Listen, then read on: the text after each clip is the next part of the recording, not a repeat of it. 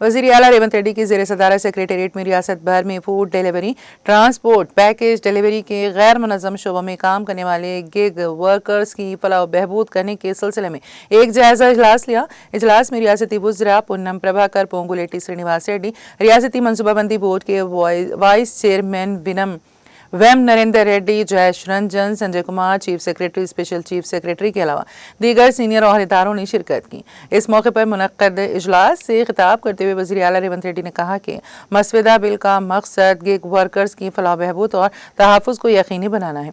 वाज़ेह है कि तेलंगाना हुकूमत ने रियासत भर में food delivery, transport, package delivery के गैर मुनज़्ज़म शोबों में काम करने वाले गिग वर्कर्स के लिए नई पॉलिसी तैयार की है। इस पॉलिसी में गिग वर्कर्स की मुलाजिमत का तहफ़्फ़ुज़, तनख्वाहें, हादिसाती बीमा, शिकायत के हल के लिए ग्रीवियंस सेल, सोशल सिक्योरिटी और कंपनियों की तरफ से वर्करों को हरासा करने की सूरत में इक़दामात शामिल हैं।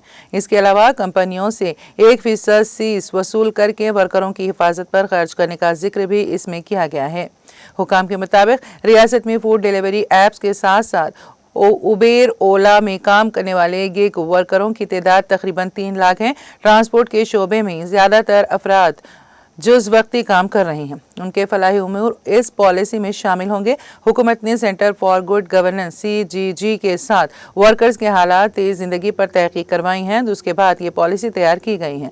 कोरोना के बाद गिग वर्करों की तादाद में बहुत इजाफा हुआ है, ताहम उनकी औसत आमदनी कम हो गई है। हालिया दिनों में हुकूमत ने स्विगी, जोमैटो, उबेर और ओला के बशमूल मुख्तलिफ कंपनियों के नुमाइंदों, यूनियनों, NGOs और दानिशवरों के साथ इस पॉलिसी पर बातचीत की थी और उनसे मशवरे लिए थे।